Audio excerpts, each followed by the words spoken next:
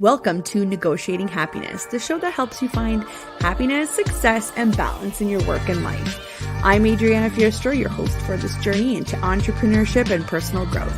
We're broadcasting live on 107.7 and 105.3 FM in New Orleans as part of the United Public Radio Network.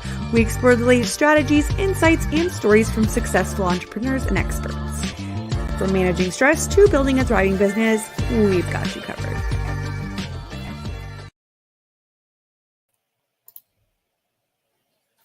Good afternoon, everyone. This is your host, Adriana Fierstro, and you are tuning into Negotiating Happiness.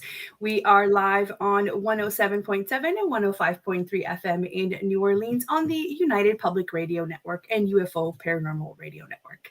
Today, it is November 13th, and I am here with the wonderful Grace Baldwin. Hello, Grace. Hi, Adriana. Thanks for having me. I'm so excited that you're here today. I haven't gone live actually in a couple of episodes, so I'm really hoping that people take notice and come into the comments for us. Amazing. I'm just gonna send everybody a quick hey on all of our platforms. If you guys have any questions, please let us know. Grace is our GTM messaging consultant today, and she has so much wisdom to share with us. All right, so we are live. If you guys have any other questions, I've started off the chat here. Please let me know. I just wanted to introduce everybody to Grace here. So today we have Grace, a messaging consultant, copywriter, brand strategist, amazing person, extraordinary Grace here. We will dive into the entrepreneurial journey and branding landscape. Grace will share insights on navigating the challenges of growing B2B brands, infusing creativity into technical topics, and the cultural influences from living in Holland that shaped her approach to storytelling in the world of enterprise. SaaS. How do you say that, Grace? SaaS, software as a service. Yeah. SaaS. I knew that. I just had to double check. No worries. I'm just being a goofball. This is normal for a Monday. It's a very much an industry term. So yeah, of course, no worries. Perfect. See, I'm probably not the only one that didn't know that. Definitely not. I've seen it around. I've written it out a couple times, but I'm like, I just need to make sure. You know what? Snaps for you for, asking the question. Totally. I'm that person. If I don't know, I'll ask you. Which is something I appreciate about you. Yeah, I love it. I can't wait for everybody to meet you today. I would describe you as a dynamic force in the world of copywriting and brand strategy. And since 2018, you have been making waves in the industry, collaborating with exceptional enterprise B2B SaaS companies. And your expertise lies in transforming cold audiences into passionate brand evangelists, all while boosting monthly recurring revenue, which is MRR. I learned that yesterday as well, is also an industry term. Yeah. Grace's passion for marketing is palpable, and her love for telling compelling business stories is infectious. Beyond her professional pursuits, you'll discover Grace immersed in various endeavors, from running through the woods and preparing for triathlons to crafting earrings and indulging in arrested development. I love it. I love bringing entrepreneurs on this show that are not just a number on paper or purely driven by money or profits or, I love it because it just shows the human side of it and, why we do all of this and why we put ourselves through so much stress. So, yeah, absolutely. Entrepreneurship and starting your own business, is not for the faint of heart. It's a lot of hard work, but you get to, totally. You can watch Arrested Development at 4:30 in the afternoon on some days, which is it's worth it, Yeah, it's great. It's great. I don't see a problem with that, No, me either. Or if you're like me, you get to drive 2 hours every day to drop off your kid at daycare, and you don't have a boss who is probably super mad at you. That's right? How long it takes you to drop him off at daycare? Yeah, because we just moved, so it takes me an hour there and an hour back, and then at 4:00 I have to leave again to do an hour there, an hour back. So it kind of cuts my day really short, but it's only temporary. We did find him daycare actually about 6 minutes away from my new place, which I'm super pumped about. That's so nice. You can walk there when it's not cold.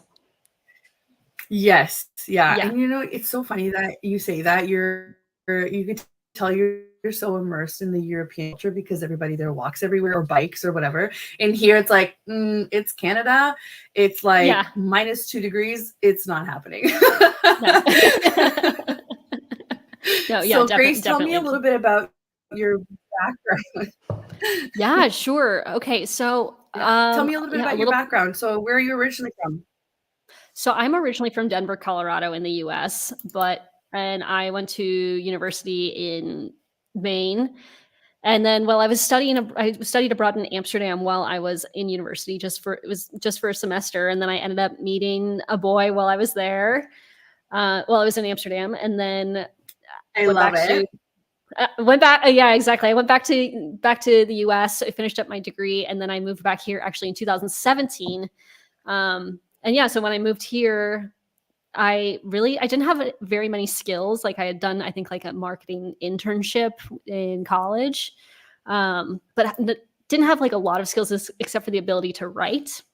And so from there, I just kind of fell into this world of copywriting and content writing. And I spent my first year here freelancing just to pay the bills. I was writing 1,000-word articles about golden retrievers or about bathtubs for elderly people, and I did a lot about pest control at that time too, so I learned a lot about that. But yeah, then I found my way into like business to business B2B tech companies serendipitously through I got an offer for an internship at an ed tech company, and then that turned into a job at a retail tech company. And then I worked at a satellite tech company, and I have been out on my own as an entrepreneur for the last year. And I've been, between jobs, I was always freelancing. But really for the last year, it's been 100% on my own. Amazing. And how do you feel about that? It's crazy. It's actually like kind of it's been a year since this week that everything kind of happened. And when I really made the decision to leave and start my own business. So it's a bit of a celebratory week in that regard. And which has been amazing. So it's been a wild year. I've learned a lot about myself. But I've also just been surprised at, I did a lot of pre-work before this year, and I'm really thankful that I did that. Right. But it's just been, you're learning something new every single day, and I've loved every single moment of it. Right. And congrats, because a year is a huge milestone when you're putting all this blood, sweat, and tears into your own business. So I'm so happy to have you here and for you to share that with us. So you talked a little bit about how you kind of fell into this whole B2B market. How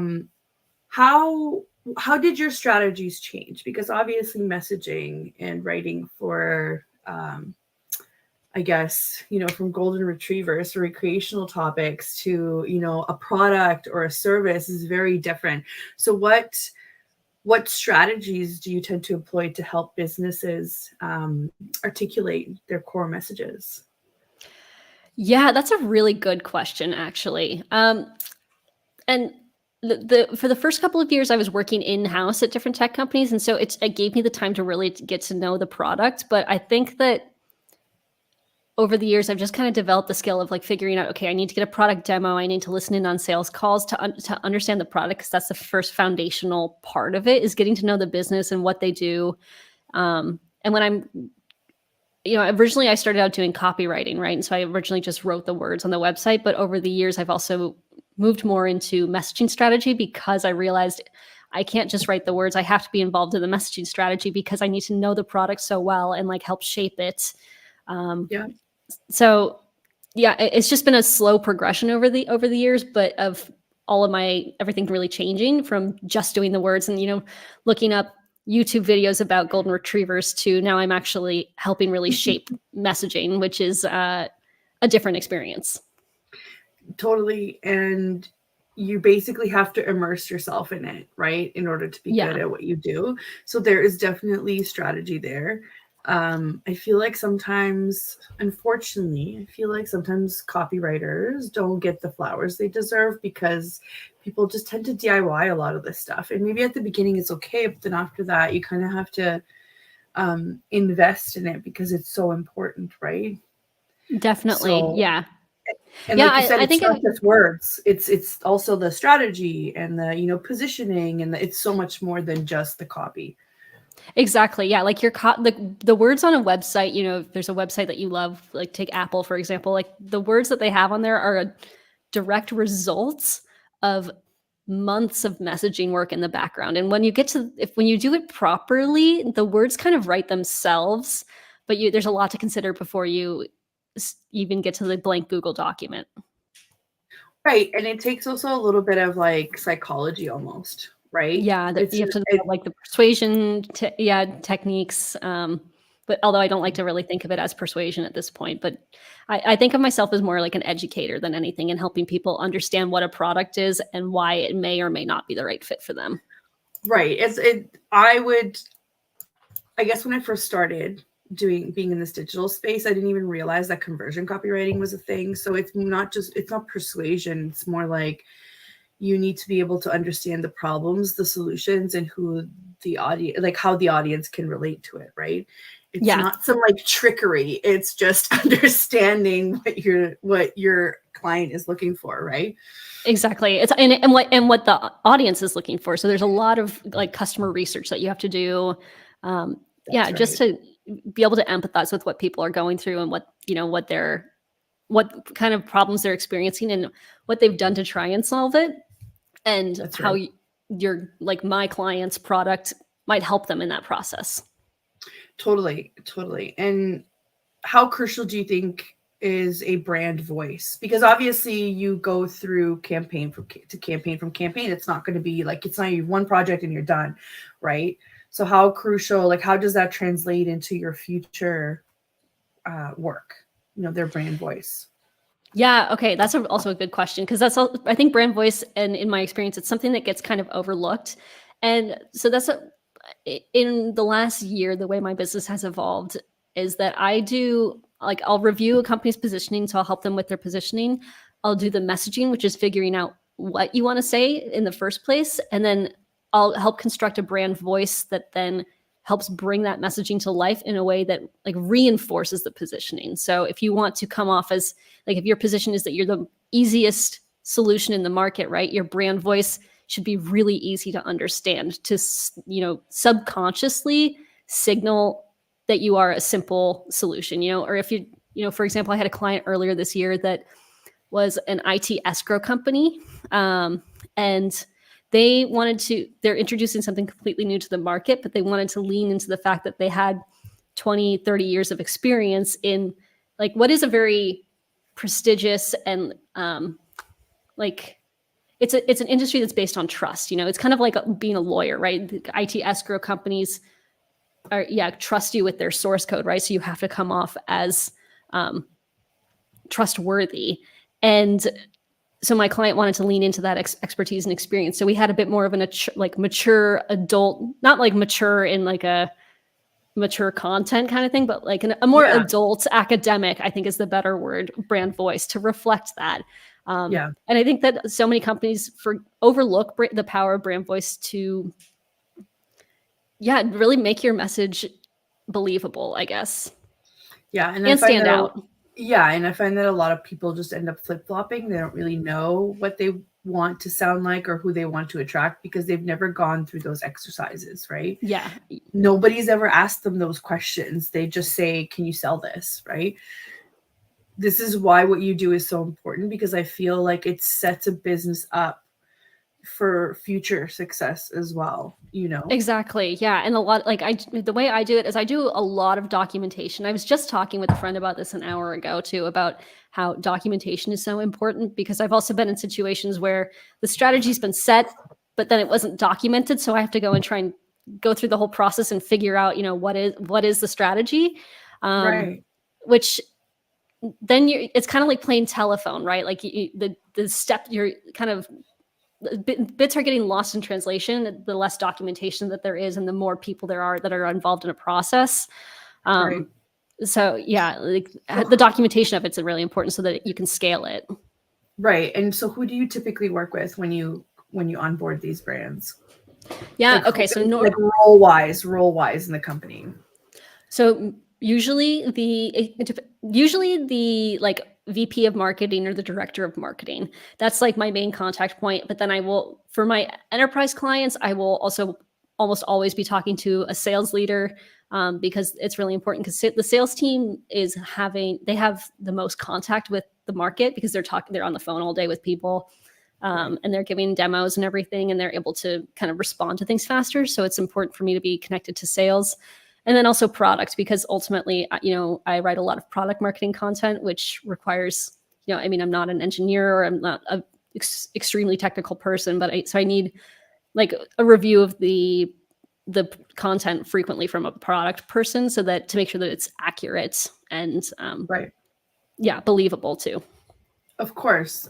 And that's the beauty of it, is you don't need to be an engineer. You don't need to understand the specs, but you need to understand how they play out in the whole process, right? Yeah, exactly. And just how to take what's going on in somebody's head and like turn it into something that other people can read. I think that that's really like the power of copywriting, is being able to, really scale up any kind of communications. That's right. So thinking about how you work with all these different roles, right? They're very different.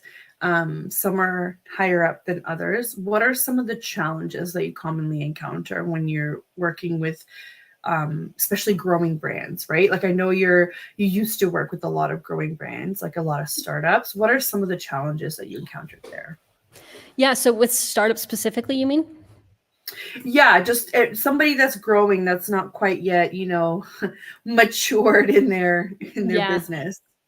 So, okay. So with like a pre-product market fit company, so a company that's just getting started, maybe they've found a bit, like they have a hunch, they've got domain experts and they're building a product, but they haven't quite tested it. I think a mistake that I've seen is actually to not even do a basic messaging kind of guide. So I think a lot of companies in the smaller stages, they want to just have a website up, which I can understand. Like they want to have a website up, they want to start getting out there and getting market feedback, because things will change. Everything, I think something can change a month from now, right? For a small startup. Right. But having like a very basic messaging guide, which is something, I had a client like this a couple months ago, where I just did a message, like a 1 day, we're just going to put together a basic messaging guide, just so that we have the documentation there, so that we can have it in the future and then come back and say, okay, did this messaging work, rather than, forgetting what the original message was. That's right. I think that that's a mistake. But it doesn't need to be anything too big. It's something that, it can be done in a day, but it's just having the documentation there, because otherwise you're going to get lost as you grow and scale and bring on more people on your team and everything. Right. So you mentioned that you also work in days as well. So you don't just work on retainers. So you can help clients kind of figure out or have a plan in a day.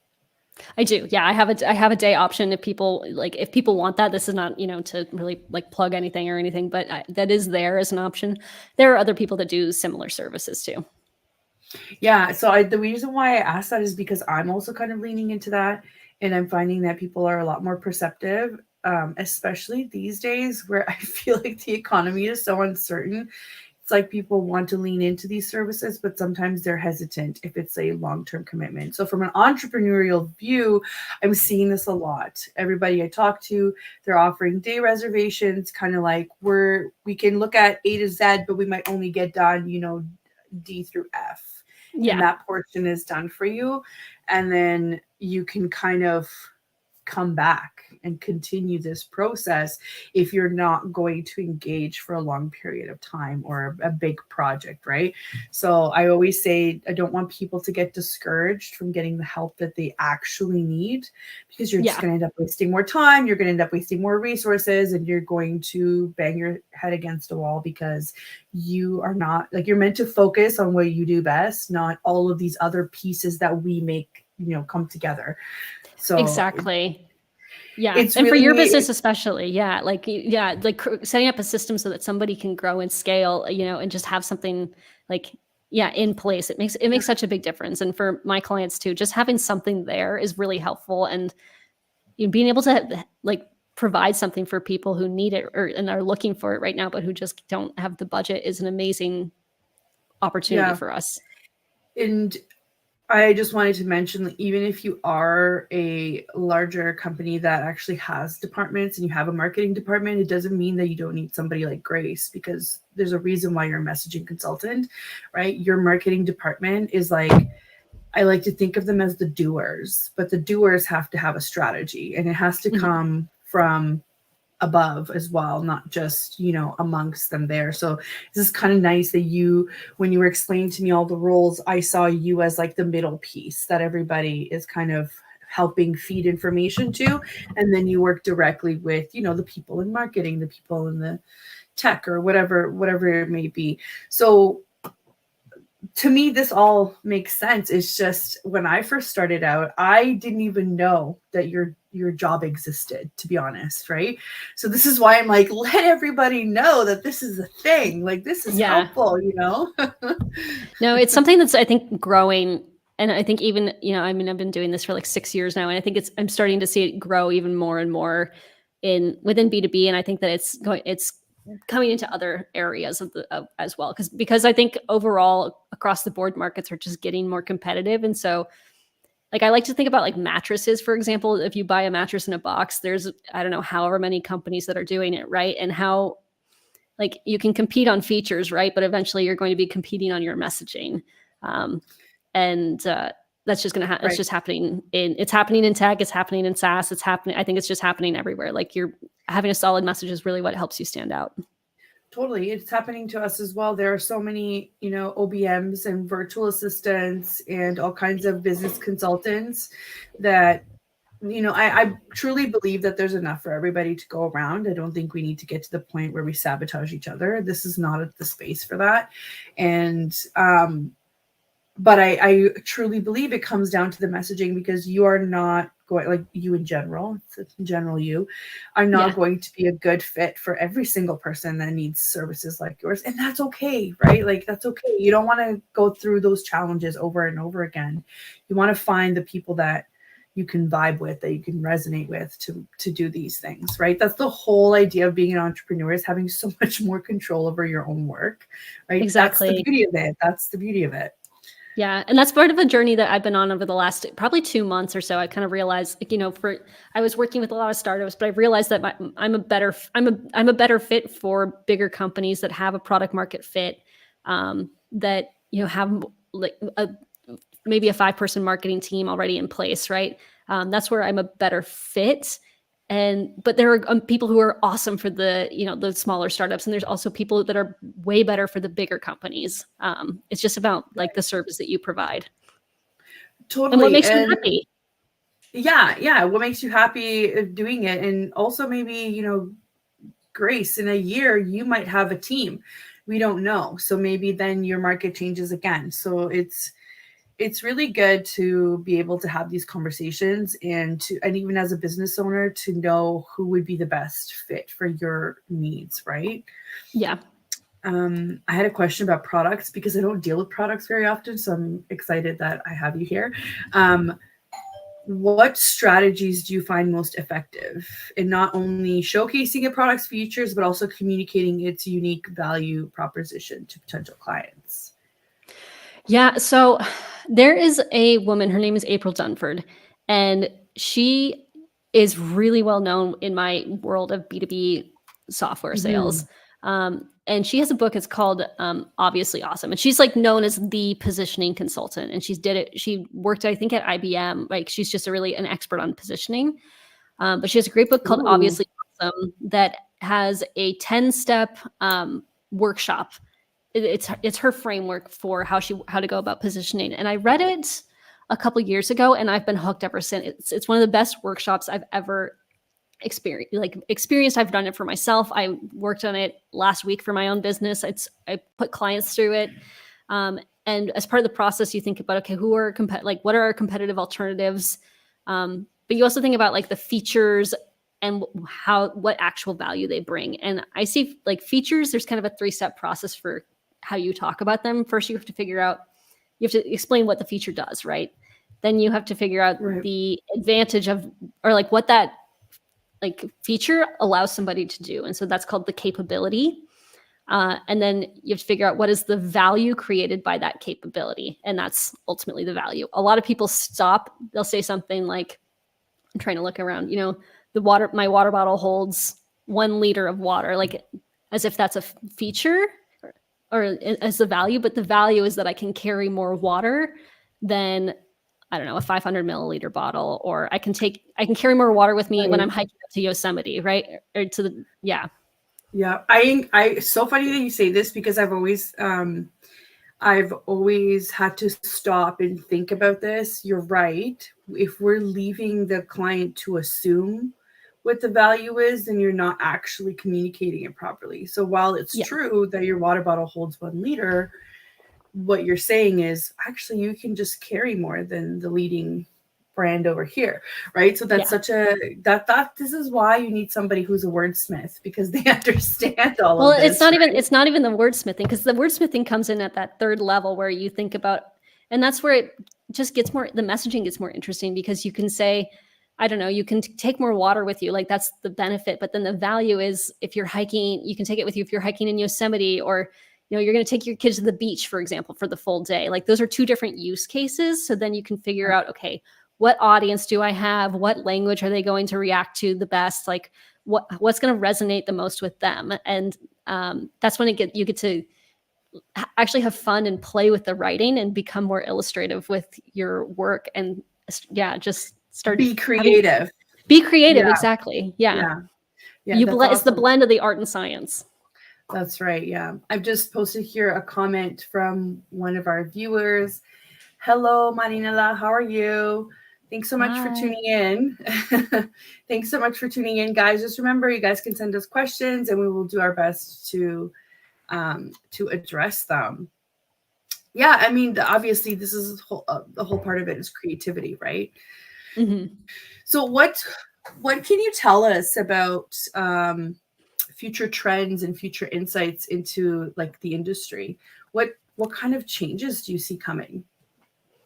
Yeah. So my personal belief, and again, who's to say that this is right, but I really think that, and I think we've kind of been talking about this, but I think that brand is going to become way more important in the world of B2B.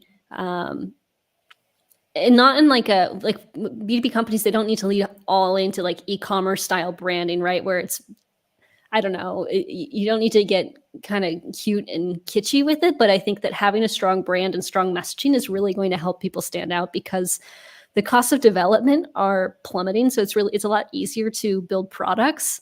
And also just, I mean, with the world globalizing even like more and more, right? It's just becoming easier to have competitors from anywhere else in the world. And yeah, and if you've been building something for, I don't know, 10 years, you have a decade of experience, right? But you also have a decade of tech debt, and it's not quite easy, but it's becoming easier for someone to come in and, basically copy your product. And at that point, they don't have that tech debt. They're maybe a bit more agile than you are. And if you don't have a strong brand and they do, then you can start losing opportunities quickly. So that's why I think that. Yeah.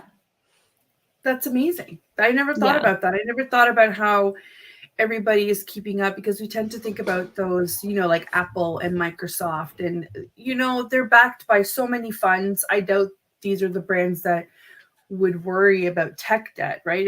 It's the smaller brands that probably have a really good product, but if they are not showcasing it, you're right, the next person can just use some AI, some very intuitive, platform to kind of already, in a year, they're halfway done what the previous brand did in 10. So it's wild. And like, I'm by no means a developer, right? Like I have no leg to stand on in that, but I do know, I have worked with clients actually that are, they're outsourcing to development agencies to build products, which is amazing. It's amazing that it's becoming so much easier for someone with a great idea to start building a product, and one that looks really great and that works really well. But but it just means that if you want to remain competitive, you need to like start thinking about your branding a bit more, which is fine. Right. Which is fine. It's an amazing opportunity. Yeah, I love that you have those kinds of insights from working with all these different brands. Would you say that you work mainly with brands maybe in the States or in Europe, or is it like a mix? Where are your clients? Primarily, a lot the US and Europe. I've had some clients in Asia, and South America too. So really all over the place, but primarily the US and Europe. That's where, in terms of time zones, it works out easier for me to communicate ideally with Europe and the US. And so that's just really like my, space. But there are no limits, is what you're saying, which is amazing. There's no limits as long as people are okay working asynchronously. I mean, people have to be okay working asynchronously to work with me anyway, but there are not limits. Yeah, that's awesome. So we're just about halfway through here. So I'm just going to do a quick station intro. For those of you just tuning in, you're listening to Negotiating Happiness, and I'm your host, Adriana Fierstro, and we are live on the United Public Radio Network and UFO Paranormal Radio Network on 105.3 and 107.7 FM in New Orleans. And if you wanted to check out some of our other shows happen to be on Roku TV as well. So sit back, relax, and watch some TV. And I am here today with the wonderful Grace Baldwin. She's a GTM messaging consultant. She was just telling us about future trends and who she usually works with in terms of her clients. But if there are any, aspiring consultants or even starting out as copywriters, please feel free to leave us comments. We will try and get to them on the show. If not, we'll get to them after too. So feel free. So what does your day look like? Let's dive into this whole why this is the best thing you've ever done for yourself. Why entrepreneurship? So every day looks a little different. I try and work out in the mornings. It's been a little bit less successful because it's now dark and cold and rainy in the mornings, but I try and go to the gym or go for a run in the mornings. And then I usually spend my mornings working on my own business, which is fun. Today I spent the day like working on some branding stuff and thinking about, some of my own messaging. And then in the afternoons I do like client stuff normally. And then on that's client stuff as Tuesday through Thursday. And then on Fridays, I'll either do a VIP day or work on my own stuff or take the day off, which is really nice. And then Mondays I do like bigger business stuff for myself. So like bigger strategic stuff. Yeah. This is the dream, right? Yeah. Oh, we've got somebody on Twitch saying hi. Hello, DKIX. Thanks for tuning in. That's amazing. I do that too, right? Where I take some time usually on Mondays, aside from the show, when I do some business things. It's so great. And you're like describing what makes you happy and what you do with your routine. And you're like the gym really early in the morning. And all I can think of is, oh my God, not for me. Thank you. I've started going in the afternoons though. Lie. Yeah. No, it's I'm not going to lie and say winter hibernation has like started to set in, and I have been tracking my sleep, and I'm like sleeping 9 hours at night. And because I clearly need it. I don't know, something when it starts getting dark at 4:30 in the afternoon, like, man, I need more sleep. So It's been harder right now, but yeah. You know me, and I like some of the woo-woo things. And girl, me too. Somebody said something and it made so much sense to me. It's like, even Mother Nature slows down in the winter. So why do we feel like we have to go, go, go? And this is why you need 9 hours of sleep, because you're like, oh my God, you've been going for the last 8 months. Like, chill, chill. Yeah, exactly. It's time to slow down, relax a little bit, be cozy. Yeah, exactly. Just enjoy the winter. That's something over the last couple of years I've tried to like lean more into the seasons and just embrace it a bit more. Totally. So it's really great that you can do that as an entrepreneur. There's just so many benefits, and everybody that says, oh, it's so risky, I'm like, please, your job is risky too. You just don't know it because you're not the owner.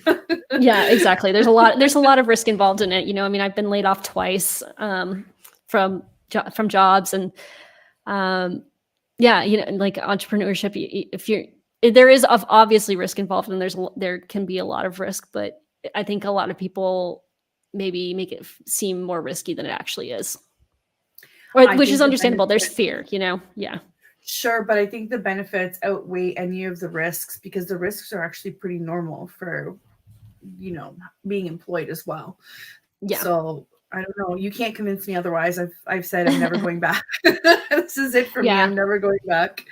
I'm never going to say never. The times that I've been in-house have given me a lot of empathy for my clients, and I've grown a lot from those experiences. But for right now, I'm really happy where I am. And I think that for me personally, I make the greatest impact, and I'm the most happy when I'm outside rather than inside. I feel like I can move the needle more as a consultant and I'm just as a service provider, it makes me happier to just come in and like do something for people rather than having to the day after day of the recurring meetings or these like projects that take, I guess more internal navigation than just being on the outside. Right. I was thinking about this the other day. I have significantly fewer meetings now than I used to, which is nice.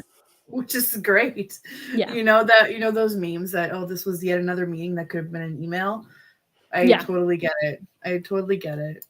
Yeah. So you're living in Holland. How has that influenced you as an entrepreneur? Do you find that there are different opinions or different attitudes towards entrepreneurship there? So it's funny so someone else that we both know recently told, she recently gave me she recently told me something, gave me a compliment, and she said, "You're very direct and to the point," which is something that I've definitely inherited from my adoptive country. Because coming from the US, I think American culture is much less kind of to the point, but I've become more just focused and saying, okay, this either works or this doesn't. I've become much better at being diplomatic about it. But so that's something that has influenced me. But I think a big thing here, and this was both working in-house and externally, is the idea of work-life balance is really different here. And here, what I really appreciate with the Netherlands is like working overtime is seen as being inefficient rather than being seen as like you're going above and beyond. The general cultural attitude is if you can't get your work done in 8 hours, then something is wrong. And that's something that I've taken with me because you shouldn't be. Yeah, it was a hard, I had to deprogram myself because I'd always grown up thinking, okay, I have to work overtime. I have to be the first person in the office and the last person to leave. And my first manager literally said, I want you here for 8 hours and then I want you to leave and not think about work. Yeah. And, I think this is strictly a North American thing because I've worked in Scotland as well. And it was the same thing. If you were maxing out your overtime, which was so funny, we used to work 35 hours a week. Yeah. Or 30 or 32, something like that. And no, 35. Yeah, 35. So if you were, maxing out this whole 40, 42, they would say yeah, we'll give you the time, but why? Why are you there? You're not supposed to be there. But here it's just you have to do this for your career, blah, blah, blah. And recently I've been watching this series. She's a creator on TikTok and I totally forgot the name of it, but she was presenting an interview that she had with the CEO who happens to be from the baby boomer generation. And she was presenting to her the 4-day work week. And it was like they were speaking different languages to each other, just completely missing each other. Whereas the Gen Z, creator said, well, I can take the day and do something else for myself. I can get my work done in 4 days because of XYZ platforms. And, we're more efficient, we're faster, we're more equipped to deal with the large amount of information that comes in. And the CEO, the baby boomer generation, what would say, but what are you doing to advance your career? And the Yeah. Gen Zers say, you're assuming that I want to advance my career, that I'm somehow not happy doing the work that I'm doing, right? And it just kind of hit that not, I knew that not everybody was the same, but somebody verbalizing that to me was like, oh, so you mean we have to adapt to other people's expectations? That's wild, because not everybody. So just because you're a good business person or just because you're good at your job does not make you a good people manager. And I say Absolutely. this all the time. And I always have like this fear, like if I'm scaling, if I'm working with people, I hope I'm not that person, where Yeah. that everybody says that about. But it was just so fascinating to see the talk about the 4-day work week and how foreign it is. But then in Europe, you have like 6 weeks of paid vacation a year that's legislated. And you've got, like, why are you working overtime? Why are you not taking your vacation? I still know people here in Canada that still don't take all of their vacation days. And we only have 2 weeks legislated a year. So here I think you have to have 21 days off, so it's not that generous in terms, I think, by European standards, but most companies will give you, I think I had like 28 days off for if I was working full time. But my previous company, I had a 4-day work week. Actually, I was one of only 2 people in the company. And it made such a big difference on my positive impact on my overall happiness. And it's something that I can't do it as much now because I own my own business. Like I have more responsibilities, or like I have to, bring in the revenue. But it was shocking how much happier it made me to have an extra, because I feel like your weekends, you need one day to rest, one day to do errands, and one day to see people, kind of thing. And which we don't have right now. No, absolutely not. No. Yeah, we have statutory holidays, so that's like an extra, I think almost 10 a year. So 10 plus the 2 weeks, I guess, would be the same. It would be like 24 days or whatever, but it's just not the same. Like when you have 6.5 weeks legislated, in Europe, it's kind of like night and day. And all those overtime hours that you pull in, nobody expected you to do those out of your own time or to show that you're going above and beyond. I'm putting quotes in here for anybody listening because it's such an odd concept. It was, they will give you a day in lieu each month if you got to that amount of hours, which would then mean that you get an extra 12 days a year. Okay. Right. And I'm like, oh, no, that's what some people have total. This is not like the bonus day. This is just, they have, it's so wild to see that. But now that you have a little bit more control over your schedule and you have a little bit more autonomy in how you work, how do you choose to spend your time outside of the business? Like, what makes you happy? I want to know about all of the fun and wonderful things that you do. Well, lately, for the last 8 months, it's been thinking about marathons. I just ran the Chicago Marathon, which was my second marathon. So that took up in September, on August, September, and October, it took up all of my energy because it was just so much time spent. I would spend hours running at a time and like thinking about, I had to travel all the way to Chicago, thinking about my nutrition plan. But so that was a big one. And then since I got back to the Netherlands 2 or 3 weeks ago, and since then I've been kind of hanging out and I'm planning for the next one. But going to the gym. So I'm signed up for a half marathon in the spring, and I have entered the lottery to get into the Berlin Marathon next September. So, and if I don't get into Berlin, I'm going to try and go for the New York. And if I don't get into New York, then I think I will do the Loch Ness, so in Scotland, or go back to the US and go do the Marine Corps Marathon. Oh, amazing. Yeah. Amazing. Have you been to Loch Ness yet? Where? Have you been to Loch Ness yet? No, I haven't been to Scotland, actually. So I really want to go see it. I've been watching Outlander, and so it makes me want to go there. Yeah.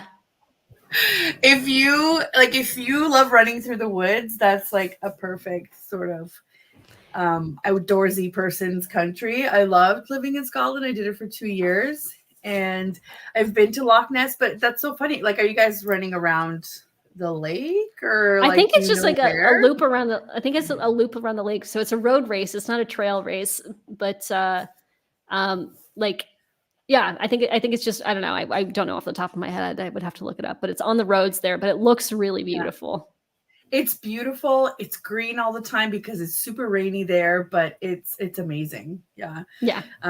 Oh, we've got a comment here from D Kicks on Twitch. I love Saturdays because I have a day off tomorrow, but Sundays can be a bit less happy because work is just around the corner. Exactly. That's what we're saying. You need another day to decompress and kind of have a breather, see your friends. And then Sunday you can just kind of gear up to, meal plan and, eat better and whatever else and kind of reset for prepare. Like wipe your slate clean and like prepare for the next day, like wash the sheets, for example, or meal prep, all this stuff, that takes up a day. Clean the house. Yeah. Or if you just want to take a day to just completely like lose yourself in your VR game, then that's what you do. Right. Yeah, like it exactly. depends on what everybody's into. That's not me, but I'm also not a gym person. So for me, it's more like I love being around my friends, whereas some people get drained socially. I just feel like I recharge my batteries. So when I leave being with my friends, I'm noticeably happier. Yeah. So that would be me. That would be like, let's do something. Or I guess in true mom chaos fashion, it's like, let's just get the children together to destroy one place instead of 4, rather than 2. Yeah. And then I never thought about that. Supervise. Yeah. Yeah, just supervise. Or the best is like in the summer, because you just take them to a park and you just go. You're free. Have fun. It's like a dog, at the dog park. Yeah. Yeah. And every so often they'll come back because they need treats. So yeah.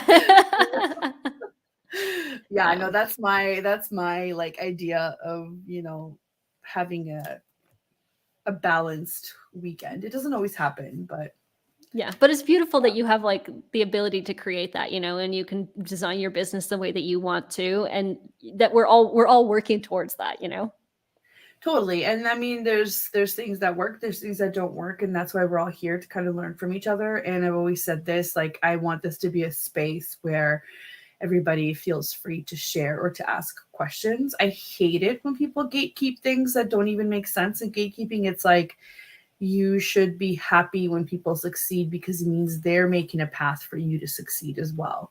Right. Yeah. Or I mean, like if you were the one who's creating a path, if other people are succeeding, it's because of work that you did. Right. Or like what you were saying, somebody to the right of you is creating a path. I don't know. You're just creating different paths. And overall, It's a beautiful thing, right? And again, going back to what you were saying earlier about having competition, like it's not competition. It's just different ways of doing things, right? And you're going to find great fits for the way that you do things. And then you can have somebody else who you can refer bad fit stuff to, or stuff that's a better fit for that person. So I don't know. Exactly. The other day I read something the other day. Sorry, just kind of on this topic, but I read something the other day that was like, no professional anything is going to make fun of somebody or gatekeep anything from somebody who's just starting, right? Like no professional tennis player is going to make fun of you for trying to learn tennis. No professional soccer player is going to, judge you for trying to start playing soccer, right? Like the professionals and things don't gatekeep and they don't block people from joining. They are just excited about that other people are coming to join in and experience it. Not at all.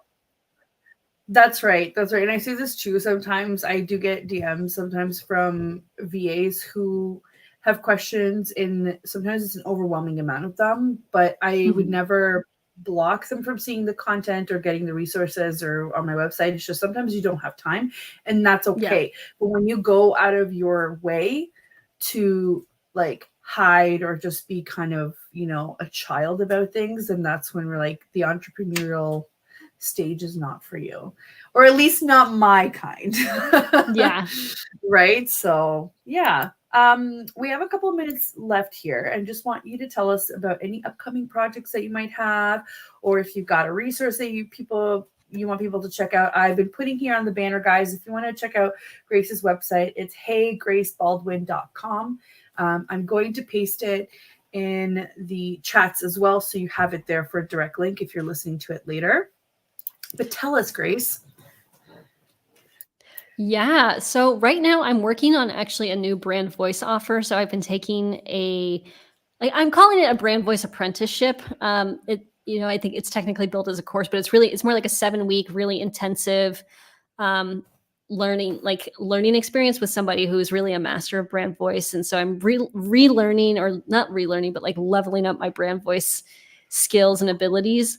But sorry, I just got a little distracted by the comment, but that's mostly what I'm working on, is like improving my brand voice skills so that I can create more comprehensive and better messaging strategies for my clients. Which is amazing. Yeah. So I want you to come back on next year to tell us what's new then, because it seems like you have so much going on and we want to hear about it. I would love to come back on, Adriana. This has been so fun. Yeah, it's such an easy conversation, right? If you're us, yeah. So the quote that you got distracted by, so sorry, it just kind of appears huge on the screen here. Yeah. We've got D Kicks from Twitch again. It says, this reminds me of a quote by Einstein. Quote, everybody is a genius, but if you judge a fish by its ability to climb a tree, it will live its whole life believing that it is stupid.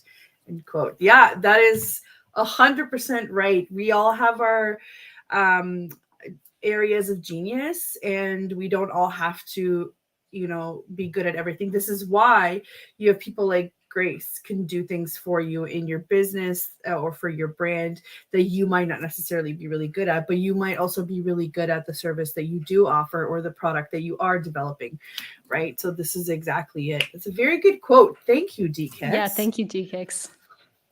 One of my favorites. I love that one. Yeah, no, it makes total sense. And it works in real life too, not just entrepreneurship. Not that it's fake life, but you know what I mean? In personal life. Yeah, exactly. It feels like in real life because you're not staring through a computer. Like I do all of my work mostly remotely, right? So exactly. Like, and sometimes it's exactly. And like as an entrepreneur, you're so directly connected to your business. Like a lot of your personal growth. When you prioritize personal growth, you also see business growth. But it can sometimes be hard to separate. Okay, this is real life versus business life. That's right. Just one of the challenges of it. Yeah, and I mean we're all still learning, so that's great.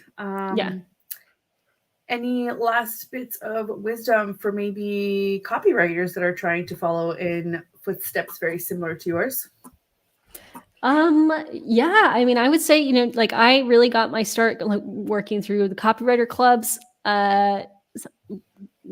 through all of their podcasts and all of their content and courses and everything. And then Copy School. So those are just two amazing resources. And I don't know, I guess if you are interested in copywriting and you really want to grow your career, I think the best advice I've ever gotten is just remember to have fun with it too. Yeah, because it's definitely a creative industry, right? Yeah, so that's awesome. And it's like for a long time, Go ahead. I was just gonna say, like for a long time, I kind of I focused too much on like the trying to be professional and blah blah blah, and then a friend of mine just told me, you also have to remember to have fun with it. And it's like my life has just gotten better, and my copy has gotten better. It is a creative pursuit. It is a business, but it's also we're fortunate enough that we get to have fun with it. If it doesn't have personality, it might as well be a result of ChatGPT prompt, because that's what it feels like, right? So you have to have personality when you're writing. Again, don't get me wrong, I love AI, but there are a lot of different things with writing that they're just not up to par with somebody that is, real human and has valid feelings and tone and thoughts. It's not the same thing. And that's it's a lot exactly of clinical thought. And this is exactly what differentiates, a piece or, messaging, written by a person, an expert that does this versus something that ChatGPT spit out in 2 seconds, right? Yeah. So, well, ChatGPT can't do the strategy part of it, and that's the copy is a result of the strategy. And I mean, ChatGPT do some amazing things. I use it for research and helping me write stuff. But it can't replace that human emotional connection. So no, I think if you like ChatGPT, you would love Jasper.ai. Yeah, I'm actually going to get started with it. One of my clients uses it internally, and I'm going to build out their brand voice guide in there and their style guide. Yeah, that's what I've heard. I just haven't played around with it. Yeah, it's way better. I really like it. ChatGPT is really good and quick. With Jasper, you have to have a little bit more input. It's not just like a prompt, but I love it. I love it. I'm definitely. I've heard good things about Claude too, but it's not available in Europe, so I haven't been able to play around with it. Yeah, no, we don't have it here. I don't think. But thank you so much. This has been amazing. No, thank you so much, Adriana. Again, this was come so back fun. next year, or maybe sooner. But then again, it is November. Yeah. I'm so glad we were able to make it happen. And thank you to everybody in the comments as well. You guys always make it a little bit more fun. Thank you to everybody at the United Public Radio Network and UFO Paramount Radio Network for allowing us to have this platform. And again, thank you everybody for tuning in. We will see you next week. Yes.